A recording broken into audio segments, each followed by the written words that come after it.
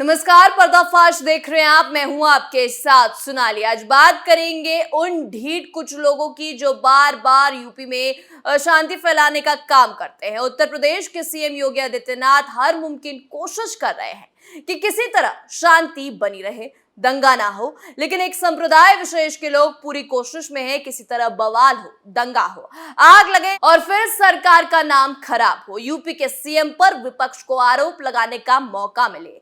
और इनमें कुछ पार्टियों के ही कार्यकर्ता हैं जो प्रदेश में अशांति फैलाने की पूरी कोशिश में हैं। अब यूपी के विधानसभा के सामने नमाज पढ़ने का एक ट्वीट वायरल हुआ है। जैसे ही महिला ने ट्वीट किया तो तमाम सेकुलर गैंग उनकी वाहवाही करने लगा।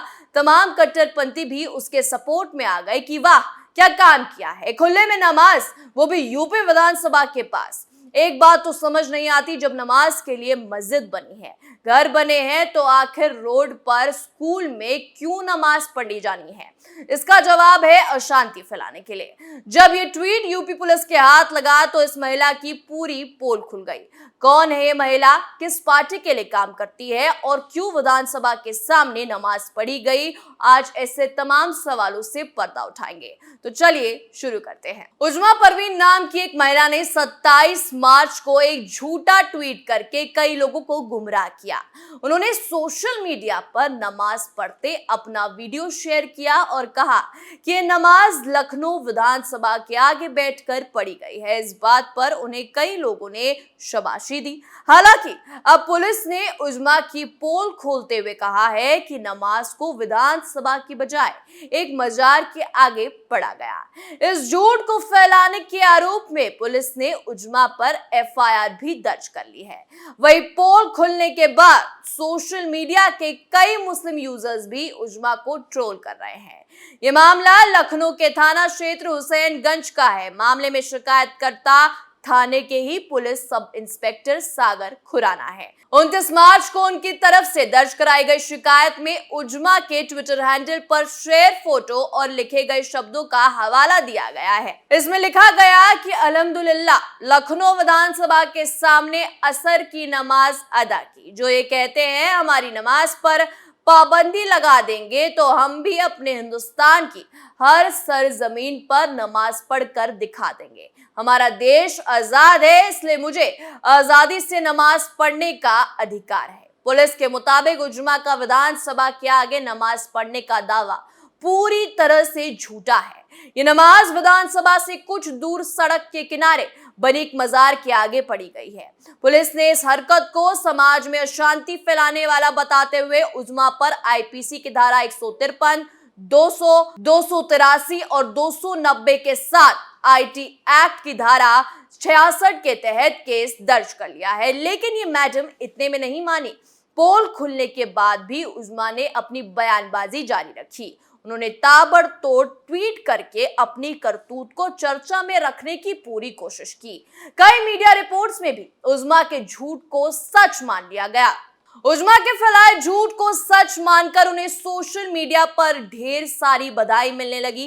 किसी ने उनके सम्मान में शायरी पढ़ी तो किसी ने भारी यादव ने उन्हें आई लव यू तक बोल दिया। साहिल ने भी बेशक लिखकर दिल का निशान ट्वीट किया। हालांकि उजमा की पोल खुल जाने के बाद मुस्लिम समाज के ही कई यूजर्स उनके खिलाफ खड़े हो गए। तमाम लोगों ने उजमा द्वारा शेयर किया गया वीडियो पब्लिसिटी स्टंट बताया है।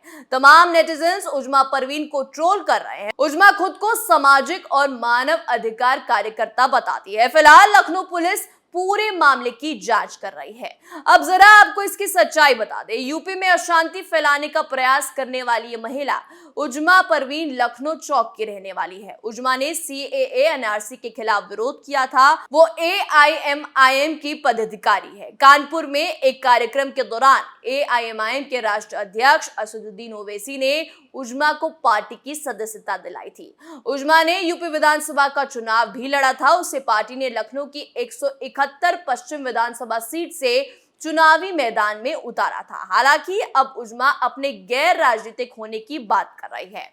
उन्होंने अपने एक अन्य ट्वीट में लिखा कि मुझे किसी राजनीतिक पार्टी से न जोड़ा जाए, मैं किसी पार्टी की नेता नहीं, आम सी सोशल वर्कर हूं।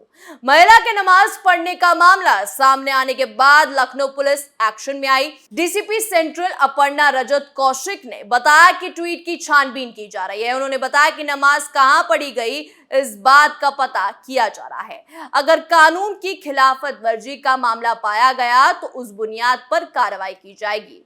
बता दें कि यूपी में पहले भी ऐसा मामला हो चुका है। फर्रुखाबाद रेलवे स्टेशन पर कुछ लोगों के नमाज पढ़ने का मामला सामने आया था, जहां हिंदू विधानसभा के लीडरों ने पुलिस से केस दर्ज करके संबंधित लोगों के खिलाफ कार्रवाई की मांग की थी। अब जरा इनका रिकॉर्ड भी जान लीजिए। सीएए एनआरसी के दौरान दंगे भड़काने वाली ये महिला को ओवैसी की पार्टी में जगह तब मिली जब वो सीएए में प्रदर्शन कर रही थी और खूब दंगे भड़काने और सरकार के खिलाफ हल्ला किया था। इसी के इनाम के तौर पर ओवैसी ने उनको अपनी पार्टी में रख लिया। सीएए एनआरसी के विरोध में स्वर मुखर करने वाले अपने आंदोलन के समय लाख कहते रहे कि उनकी कोई राजनीतिक महत्वाकांक्षाएं नहीं है, पर जब यूपी चुनाव का समय नजदीक आया तो उनकी एक ख्वाहिश खुलकर सामने आने लगी। सीएए एनआरसी का विरोध करने वाली सैयद उजमा परवीन असदुद्दीन ओवैसी की पार्टी एआईएमआईएम में शामिल 2021 में हो गई थी। वो विधानसभा चुनाव भी लड़ने वाली थी। एआईएमआईएम के राष्ट्रीय अध्यक्ष ओवैसी ने उजमा परवीन को कानपुर में पार्टी की सदस्यता दिलाई थी। यानी एआईएमआईएम का पूरा काला चट्टा ही खुल गया था। सीएनआरसी में दंगे भड़काने के लिए उनको इनाम दिया गया। वहीं आज तक वो इस पार्टी के लिए काम कर रही हैं कि सरकार को बदनाम कर रही हैं, बदनाम करने के लिए हर मुमकिन कोशिश में लगी हैं। अब ये भी समझ नहीं आ रहा है कि क्यों आखिर मस्जिद बने हैं नमाज पढ़ने के लिए, तो रोड पर नमाज पढ़ना जरूरी है। जब पूजा के लिए मंदिर है, प्रेयर के लिए चर्च है और नमाज के लिए मस्जिद, लेकिन फिर भी दूसरे धर्म को उकसाने के लिए ये सब प्लानिंग के तहत होता रहा है। और ये कहना भी गलत नहीं होगा कि तमाम पार्टियां, जी हां विपक्षी पार्टियां, पूरी कोशिश करती हैं कि किसी तरह यूपी सरकार को बदनाम किया जाए। सड़क के बारे में गूगल कीजिए तो गड्ढे, जर्जर हालत जैसी तमाम खबरों का बड़ी संख्या में अंबार लगा हुआ है। लेकिन भारत में चर्चा का विषय बनता है वो है सड़कों पर पढ़ी जाने वाली नमाज। वैसे दुनिया भर में सड़कों का निर्माण लोगों और गाड़ियों के चलने के लिए किया जाता है। आसान शब्दों में कहा जाए तो एक सामान्य सी बुद्धि वाला शख्स भी इस बात से अच्छी तरह वाकिफ है कि सड़क लोगों और गाड़ियों के चलने के लिए होती है, ना कि नमाज पढ़ने के लिए। नमाज क्योंकि हर मुसलमान के ऊपर फर्ज है और मस्जिदों में जगह की कमी की मजबूरी चलते वो सड़कों पर नमाज पढ़ने को मजबूर है, तो उन्हें इसके लिए वक्फ बोर्ड से मदद लेनी चाहिए। मुस्लिम समाज के प्रतिनिधि और उलेमाओं को सरकारों के साथ बातचीत कर जगह दिलवाने के लिए मांग करनी चाहिए, क्योंकि सड़क रोकना तो इस्लाम के अंदर किसी भी सूरत हाल में जायज नहीं है। कहना गलत नहीं होगा कि गुरुग्राम में जो सड़कों पर नमाज रोकने का फैसला लिया गया था वो देर से ही सही लेकिन दुरुस्त लिया गया था। ऐसे ही दूसरे प्रदेशों में भी होना चाहिए। पर्दाफाश में आज के लिए इतना ही। देखते रहिए कैपिटल टीवी उत्तर प्रदेश। नमस्कार।